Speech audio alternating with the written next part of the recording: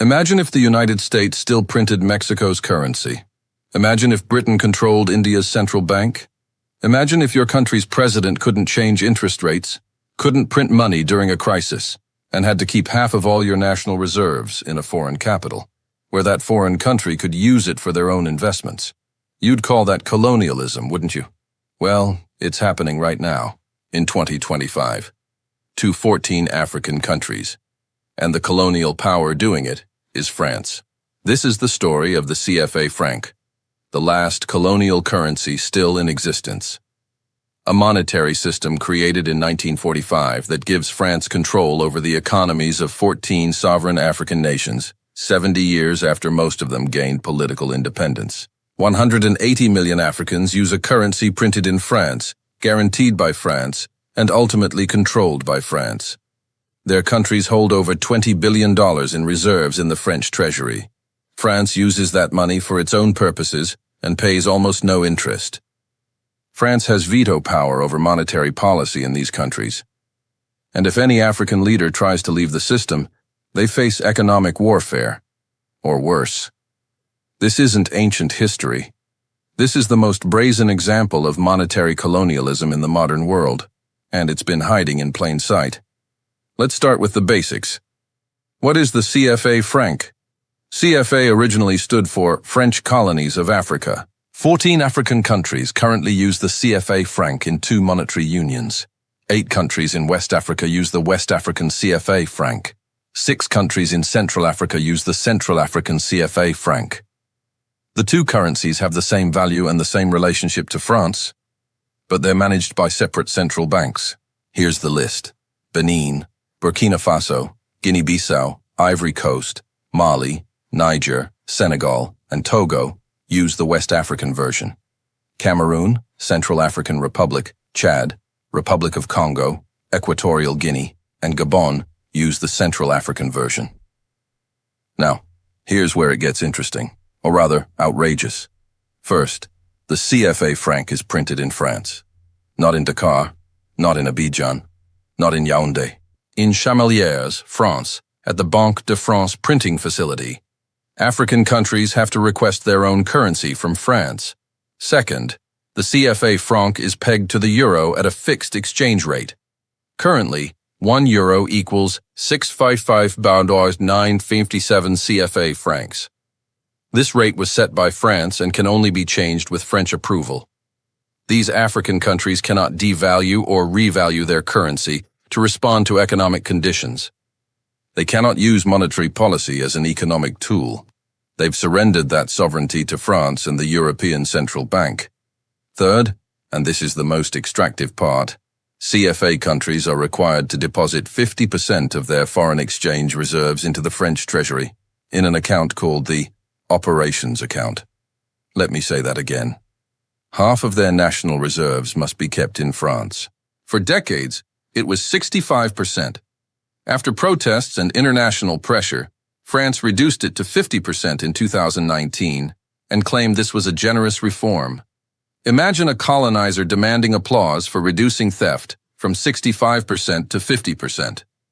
These reserves, currently estimated at over $20 billion, sit in the French treasury. France pays minimal interest on these deposits. For years, it was 0.75%. Meanwhile, these African countries experience inflation rates of 2 to 4% annually, meaning their reserves are losing value in real terms while sitting in Paris. But here's the really audacious part. France uses these reserves. The French treasury doesn't just hold this African money in a vault. It invests it in French government bonds, uses it to support the euro, leverages it in international financial markets. France benefits from this capital while paying almost nothing for the privilege of using it. Imagine you put your life savings in a bank. The bank pays you almost no interest, then uses your money to make investments and keeps the profits. You'd close your account immediately, but these 14 African countries can't. They're locked in by treaties that France insists they honor. Fourth, France has representation and veto power in the central banks of both CFA zones. French officials sit on the boards of the BCEAO, the Central Bank of West African States, and the BEAC, the Bank of Central African States. Major decisions require French approval. These countries cannot set their own monetary policy without French consent. Fifth, the CFA franc has unlimited convertibility guaranteed by the French Treasury. This sounds like a benefit, and it's how France defends the system. We guarantee your currency, they say, but this guarantee serves French interests more than African ones.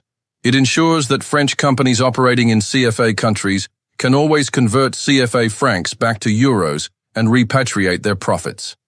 It facilitates capital flight, not development. Let's talk about what this system actually does to these economies. Because the CFA franc is pegged to the euro, one of the world's strongest currencies, it's overvalued relative to the actual economic strength of these African countries. An overvalued currency makes your exports expensive and uncompetitive, while making imports cheap. What does that mean in practice? It means that African farmers can't compete internationally because their products are too expensive in dollar or yuan terms. It means that African manufacturers can't develop industries because imported goods from Asia and Europe are artificially cheap. It means these economies remain trapped as exporters of raw materials and importers of finished goods, the classic colonial economic structure. Ivory Coast is the world's largest cocoa producer, but almost all Ivorian cocoa is exported as raw beans, processed in Europe, and sold back to Africa as chocolate at marked-up prices. Why? Because the overvalued CFA franc makes it cheaper to import finished chocolate than to build local processing facilities that can compete internationally. Senegal exports raw peanuts but imports peanut oil. Cameroon exports raw timber but imports furniture. The pattern repeats across all 14 countries. They're locked into exporting raw materials and importing finished products. Exactly the colonial economic model, in large part because their currency valuation prevents industrial development. Now let's talk about what happens when African leaders try to leave this system. The history is bloody. Sylvanus Olympio, the first president of Togo, decided in the early 1960s that Togo should leave the CFA franc zone and print its own currency. On January 13, 1963, he was assassinated in a coup. The soldiers who killed him had just been refused integration into the Togolese army after serving in the French military. Many historians believe France was behind the coup. Togo remained in the CFA franc zone. Modibo Keïta, the first president of Mali, took Mali out of the CFA franc zone in 1962 and created the Malian franc. He pursued socialist policies and challenged French economic dominance. On November 19, 1968, he was overthrown in a military coup led by officers trained by France. Mali rejoined the CFA franc zone in 1984 after years of economic isolation and pressure. Thomas Sankara, the revolutionary president of Burkina Faso, openly criticized the CFA franc and French neocolonialism. He called the foreign debt system a form of neocolonial slavery. On October 15, 1987, he was assassinated in a coup led by Blaise Compaoré, who immediately restored close relations with France. Burkina Faso remained in the CFA franc zone, and Compaoré ruled for 27 years with French support. The pattern is clear. Leaders who challenge the CFA franc system face coups, assassinations, or economic warfare. Leaders who cooperate with the system receive French political and military support, even when they're dictators. Omar Bongo ruled Gabon for 42 years with French backing. Paul Biya has ruled Cameroon for over 40 years with French support. Idriss Déby ruled Chad for 30 years until his death in 2021, backed by French military forces. All maintained the CFA franc system. All remained French allies. So what's the actual economic cost of this system? African economists estimate that the CFA franc zone countries lose billions annually through several mechanisms. The 50% reserves held in France earning minimal interest represent an opportunity cost. If those reserves were invested in African infrastructure, education, or industry, they would generate far higher returns. The overvalued currency suppresses exports and industrial development, costing these economies billions in lost growth. Research by economists including Ndongo Samba Sylla and Marshall Z. Belinga suggests that CFA countries grow slower and have less monetary sovereignty than comparable African countries with their own currencies. Compare CFA countries to their neighbors. Ghana, which uses its own currency, has more monetary flexibility than Ivory Coast. Nigeria, despite its problems, has more economic sovereignty than Niger or Benin. Rwanda, with its own franc, can set monetary policy to suit its development goals, something Cameroon cannot do. When the global financial crisis hit in 2008, countries with their own currencies could devalue to stay competitive and stimulate exports. CFA countries couldn't. They were locked to the euro and had to watch their economies contract, while their currencies remained overvalued. During the COVID pandemic, when countries around the world printed money to support their economies, CFA countries couldn't. They needed French approval for any monetary expansion. Their response to the crisis was constrained by a system designed in 1945. There's also a psychological and political cost. How can a country claim to be truly independent when another country prints its money, holds its reserves, and has veto power over its central bank? How can citizens have confidence in institutions that are ultimately controlled from Paris? In recent years, pressure has been building. In 2019, Italy's government briefly accused France of impoverishing Africa through the CFA franc and called it a crime. The Italian deputy prime minister said, "If people are leaving Africa now, it's because some European countries, led by France, have never stopped colonizing." Young activists across Francophone Africa have protested the CFA franc, calling it a relic of colonialism that must end. In 2019, France announced reforms to the West African CFA, renaming it the ECO, removing French representatives from the Central Bank Board, and ending the requirement to hold reserves in Paris. But look closely at these reforms. The currency is still pegged to the euro. France still guarantees it. France still has enormous influence, and most tellingly, the reforms only apply to West Africa. The Central African CFA continues unchanged. Critics called the reforms cosmetic, a rebranding exercise to diffuse protests without giving up real control. Why does France maintain this system? What does France gain? Access, influence, power. The CFA franc zone gives France guaranteed economic access to 14 African countries. French companies operate throughout these countries with currency stability and easy profit repatriation.